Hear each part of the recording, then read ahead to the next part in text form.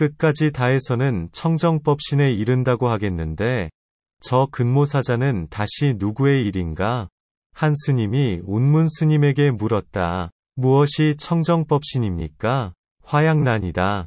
이렇게 가고 있을 때는 어떻습니까? 근모사자이다. 내용을 보겠습니다. 한 스님이 운문선사를 찾아왔습니다. 때는 바야흐로 막 여름으로 접어드는 시기로 뜰 아래에는 대나무 죽순들이 솟아오르고 대나무밭은 더욱 푸르름을 뽐내고 있었습니다. 그리고 그 대나무밭을 빙 둘러 작약꽃들이 만발하였습니다. 한 스님이 운문 스님에게 물었습니다. 무엇이 청정법신입니까? 법신이란 부처의 참된 몸을 가리킵니다. 참되다는 것은 영원하다는 것이며 변화하지 않는다는 것이며 만 가지 덕을 간직하고 있다는 것입니다.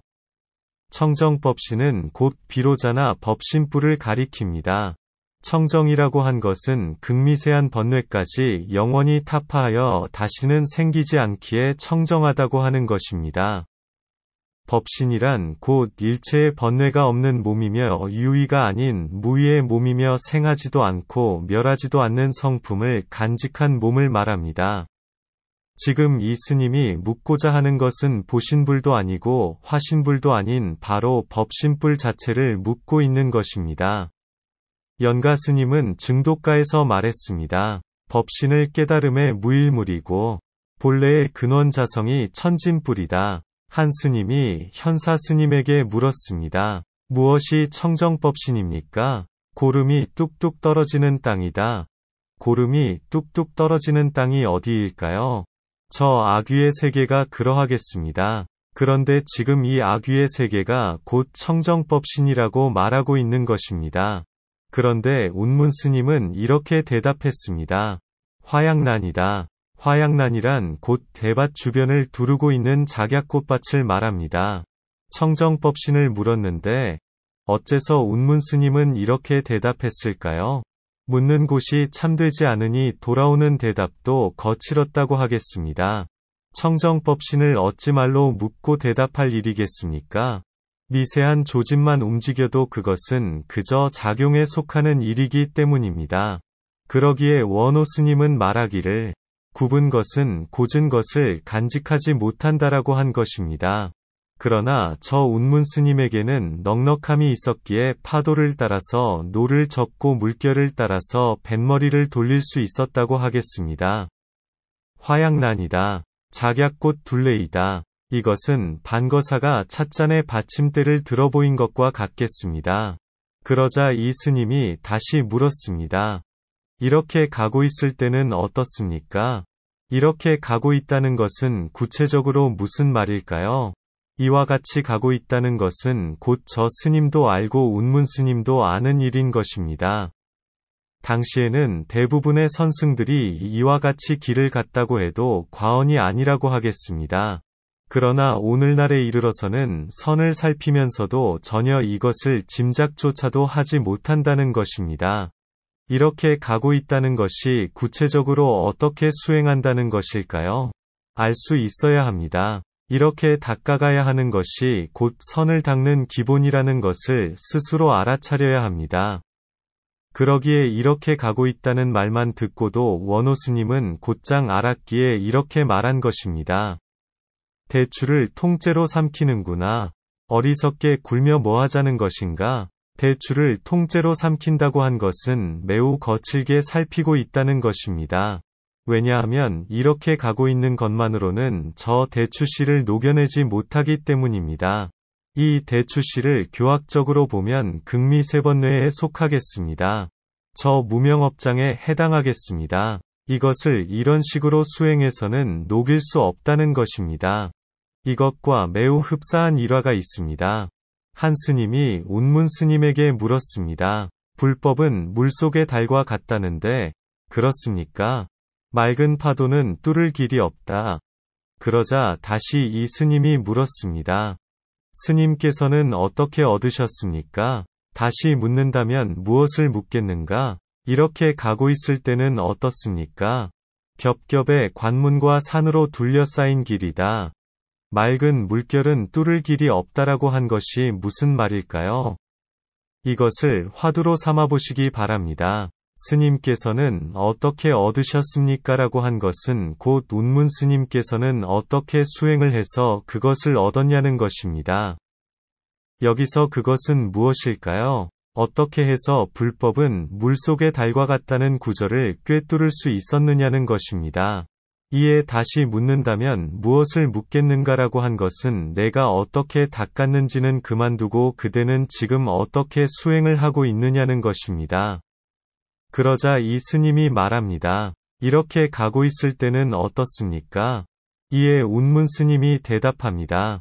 겹겹의 관문과 산으로 둘러싸인 길이다. 사실 이것은 한때 운문 스님의 모습이기도 하고 모든 수행자들의 일이기도 합니다. 여기에서는 운문 스님이 말합니다. 근모사자이다. 저 황금빛 털을 가진 사자는 곧 문수보살이 타고 있는 사자를 가리킵니다.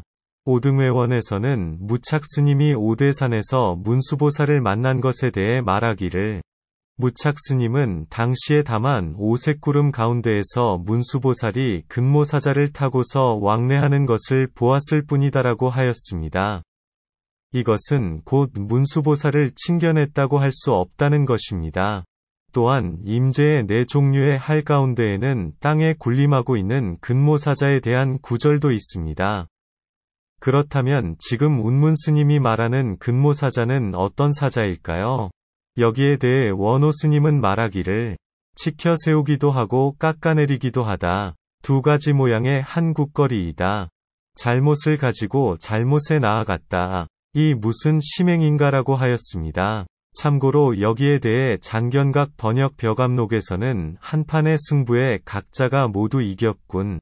한 번 잘못하고 그로 인해 또 다른 잘못을 하니 이 무슨 신보인고라고 번역하였습니다. 잘못을 가지러 잘못에 나아갔다는 것은 질문이 그러하였기에 대답도 그러했다는 것입니다. 두 가지 모양의 한 국거리이다라고 한 것은 마치 하나의 막대기를 가지고 때로는 개를 쫓는 데 쓰고 때로는 부러진 법상 다리를 받치는 데 쓰는 것과 같다는 것입니다. 결국 이것은 저 스님을 긍정한 것일까요? 긍정하지 않은 것일까요? 칭찬한 것일까요? 깎아내린 것일까요? 저 스님은 활구를 참고하는 것일까요? 아니면 사구를 참고하는 것일까요? 옛 사람은 말하기를 살아있는 구절에서 얻으면 연겁토록 잊지 않겠지만 죽은 구절에서 얻으면 자기 구제도 마치지 못한다라고 하였습니다. 여기에 대해 설두 스님은 노래하였습니다. 작약꽃 둘레여 어리석게 굴지 마라. 저울의 눈금은 저울대에 있고 받침대에 있지 않다. 곧장 이와 같이 간다고 해서는 크게 무단하네. 근모사자를 그대는 보라. 하나하나 살펴보도록 하겠습니다. 작약꽃 둘레여 가르침에서는 법신에는 곧 모양이 없다고 하였습니다. 어떤 자는 진공이 곧 법신이라고 합니다. 어떤 자는 본체와 지혜가 둘이 아닌 것이 법신이라고 합니다. 또한 어떤 자는 10가지 몸을 구족한 것을 법신이라고 부릅니다. 그러나 이러한 말은 모두 가르침의 말에 근거하여 법신을 그려낸 것입니다. 그것은 곧 그림 속의 허공이고 그림 속의 해와 달인 것입니다.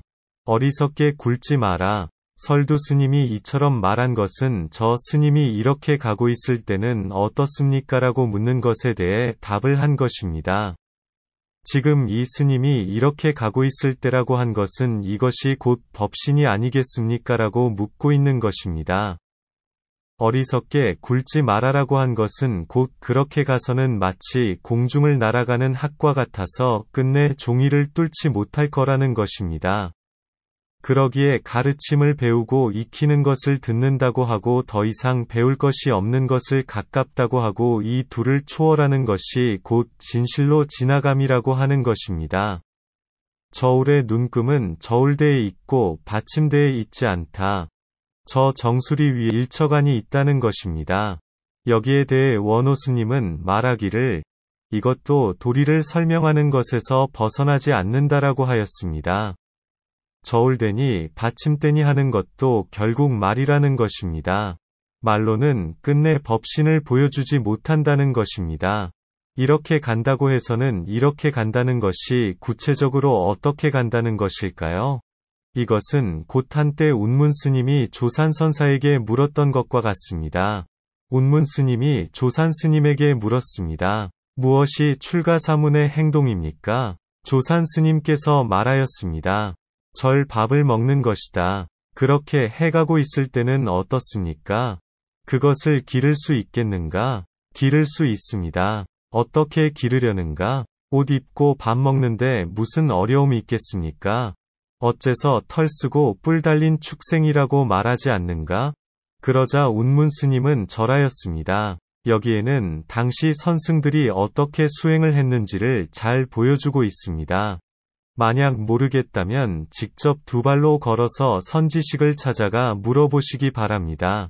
기를 수 있겠는가라고 한 것은 그것이 끊어지지 않게 쭉 이어갈 수 있겠느냐는 것입니다. 말 그대로 한결같이 지어갈 수 있겠느냐는 것입니다. 이것이 곧 심일경이며 일행산매인 것입니다. 그러자 운문 스님이 자신만만하게 말합니다. 옷 입고 밥 먹는데 무슨 어려움이 있겠습니까? 그러나 여기에 대해 다시 반전이 있습니다. 조산 스님은 말했습니다. 어째서 털 쓰고 뿔 달린 축생이라고 말하지 않는가? 이 차이를 분명하게 알 수 있어야 합니다. 이것을 알려면 득입에 그치지 않고 반드시 일행산매를 이루어야 할 것입니다. 크게 무단하네. 크게 무단하다는 것은 저 스님의 대답이 그러하다는 것입니다. 이것은 곧 크게 거칠었다는 것입니다. 구체적으로 살피지 못하고 크게 뭉뚱거려서 얼버무렸다는 것입니다. 대추를 통째로 삼켰다는 것입니다. 여기에 대해 원호 스님은 말하기를 자 말해보라. 저 스님의 이러한 말은 밝음에 합하는가? 어둠에 합하는가? 저 스님은 알고서 이와 같이 말한 것인가? 모르고서 이와 같이 말한 것인가라고 하였습니다. 근모사자를 그대는 보라. 만약 근모사자를 볼 수 있다면 틀림없이 저 털을 쓰고 뿔을 머리에 얹는 축생이라고 한 것도 알 것입니다. 그렇지만 운문 스님은 오히려 근모사자라는 이 한마디 속에 두 가지 뜻을 동시에 담았다는 것을 알아야 합니다. 말 속에 또 다른 뜻을 두었다는 것입니다. 벽암록에서 원호 스님은 말하기를 근모사자를 보았는가? 눈이 멀 것이다라고 하였습니다. 질문: 왜 눈이 멀 거라고 했을까요? 답변: 석가세존께서는 색에서도 나를 찾지 말고 음성에서도 날 찾지 말라고 했습니다. 질문: 이것이 무슨 말일까요? 답변: 참으로 그러한 견해를 떠나서는 떠났다는 견해도 없다는 것입니다.